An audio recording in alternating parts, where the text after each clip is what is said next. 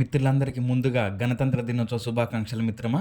So, గణతంత్ర అంటే ఏంటి అనంటే, ప్రజల చేత ఎన్నుకోబడిన వ్యక్తి మాత్రమే దేశాధినేతగా ఉంటాడు అని చెప్పేదే గణతంత్ర అని అంటే అర్థం. సో, ఈరోజు మన అంశం ఏంటో చూద్దాం మిత్రమా. చూస్తే ఆహ్, అవినీతి నిరోధక చట్టము 1988. దీనిలో 2018వ సంవత్సరంలో 17A అనే ఒక సెక్షన్‌ను చేర్చారు. ఈ సెక్షన్‌ను సవాలు చేస్తూ ఈ సెక్షన్ బాలేదు అని ఒక స్వచ్ఛంద సంస్థ అయినటువంటి centre for public interest litigation అనేటటువంటి ఒక సంస్థ సుప్రీంకోర్టులో ఈ 17A సెక్షన్‌ను తొలగిస్తారా లేదా అనేటటువంటి కోణంలో సుప్రీంకోర్టులో పిటిషన్ వేసింది.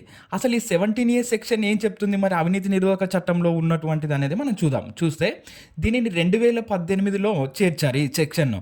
చూస్తే మరి ఇది ఏమంటుంది అనంటే, ఉదాహరణకు ఒక్కసారి జాగ్రత్తగా అర్థం చేసుకోండి మిత్రులారా. ఏదైనా ఒక విభాగంలో ఒక అధికారి, అది ప్రభుత్వ అధికారి కావచ్చు, రాష్ట్ర అధికారి కావచ్చు, ఎవరైనా కావచ్చు.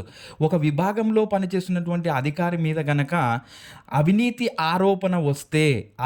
ఆరోపణ గనక తలెత్తితే అతన్ని అరెస్ట్ చేయాలి, అతన్ని విచారించాలి, దర్యాప్తు చేయాలి అనంటే ఆ విభాగంలో ఎవరైతే ఆథరైజ్డ్ పర్సన్ ఉంటారో అతను అనుమతిస్తేనే ముందుగా ఈ ఏసీబీ అధికారులు వెళ్ళి అతని అనుమతి తీసుకోవాలి. సార్, పలానా వ్యక్తి మీద అవినీతి ఆరోపణలు వచ్చాయి, మేము ఇతన్ని అరెస్ట్ చేద్దాం అనుకుంటున్నాము.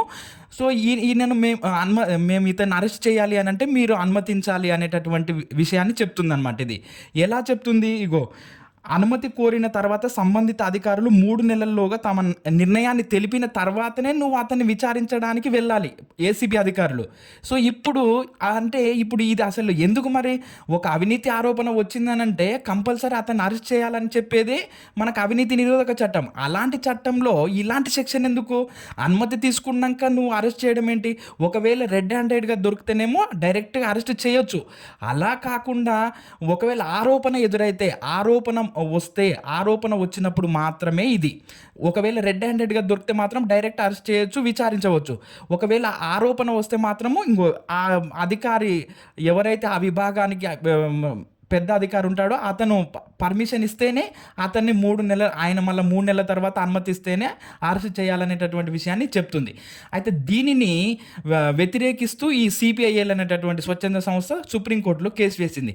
దీని మీద జనవరి 13, 2026 నాడు ద్విసభ్య ధర్మాసనంలో కూర్చున్నటువంటి ఇద్దరు న్యాయమూర్తులు ఎవరెవరు అని అంటే బివి నాగరత్నమ్మ మరియు జస్టిస్ విశ్వనాథన్ గారు, వీళ్ళిద్దరు కూడా భిన్నాభిప్రాయంలో భిన్న కోణంలో తీర్పునిచ్చారు. దానితో అది సిజేఐ ముందుకు వెళ్ళింది, అంటే చీఫ్ జస్టిస్ ఆఫ్ ఇండియా ముందుకు వెళ్ళింది, ప్రధాన న్యాయమూర్తి ముందుకు వెళ్ళింది. సో చూస్తే మరి ఇప్పుడు దీని మీద బివి నాగరత్నమ్మ గారు ఏం మాట్లాడారు, జస్టిస్ విశ్వనాథన్ గారు ఏం మాట్లాడారు అని మనం చూస్తే ఏమంటున్నారు, నాగరత్నమ్మ గారు ఏమంటున్నారో చూడండి.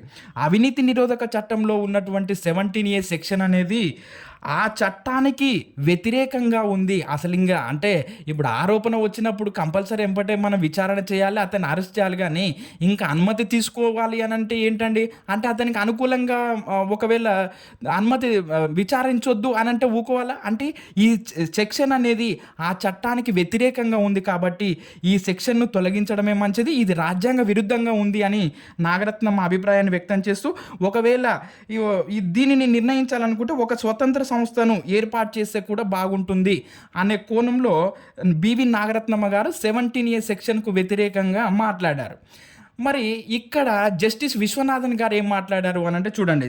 జస్టిస్ విశ్వనాథన్ గారు ఏమంటున్నారు అని అంటే 17 సెక్షన్ అనేది రాజ్యాంగ సమ్మతమే, మంచిగానే ఉంది. మరి నిజాయితీ పరులైనటువంటి అధికారుల మీద ఈ మధ్యకాలంలో మరి బట్టగాల్చి మీదేస్తున్నారు కాబట్టి ఆ అధికారిని విచారిస్తే ఆ అధికారి మరి ఒకవేళ సూసైడ్ చేసుకుంటే, ఆత్మహత్యకు పాల్పడితే, సో కాబట్టి అలాంటి అధికారులు పాలనలో మంచిగా రాణించాలి అని అంటే 17A సెక్షన్ అనేది చాలా మంచిదే అనేటటువంటి కోణంలో విశ్వనాథన్ మాట్లాడారు. అంటే విశ్వనాథన్ గారేమో ఇక్కడ అనుకూలంగా మాట్లాడారు, నాగరత్నమ్మ గారేమో ఇది మంచిగా లేదు, ఆ చట్టానికి వ్యతిరేకంగా ఉందని నాగరత్నమ్మ గారు మాట్లాడారు.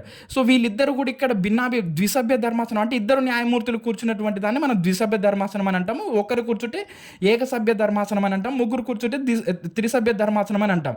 అంతకంటే ఎక్కువ కూర్చుంటే మనం ఏమంటాం అని అంటే దాన్ని రాజ్యాంగ ధర్మాసనం అని అంటాము. సో ఇలా వీళ్ళిద్దరు కూడా భిన్నంగా మాట్లాడటంతో ఆ కేసు ఏమైంది అని అంటే చీఫ్ జస్టిస్ ఆఫ్ ఇండియా ముందుకు వెళ్ళింది, సూర్యకాంత్ ముందుకు వెళ్ళింది. సో దీని మీద సూర్యకాంత్ గారి యొక్క తీర్పు ఎలా ఉంటుందో సో ఇది ఒక సంచలనంగా మారబోతా ఉంది మిత్రులారా. సో ఈ కేసు గురించిన ప్రస్తావన మనకు పాలిటీలో ప్రధానమైనటువంటి పాత్ర పోషించబోతా ఉంది. సో మన ఛానల్‌ను మిత్రమా మిమ్మల్ని కోరుకునేది ఒకటే. మీరు ఫోన్‌ను పట్టుకున్నటువంటి మీ కుడి బొటనవేలుతో ఒక లైక్ కొట్టండి మిత్రమా. సో మన ఛానల్ తప్పకుండా సబ్స్క్రైబ్ చేయండి, లైక్ చేయండి, షేర్ చేయండి మిత్రమా.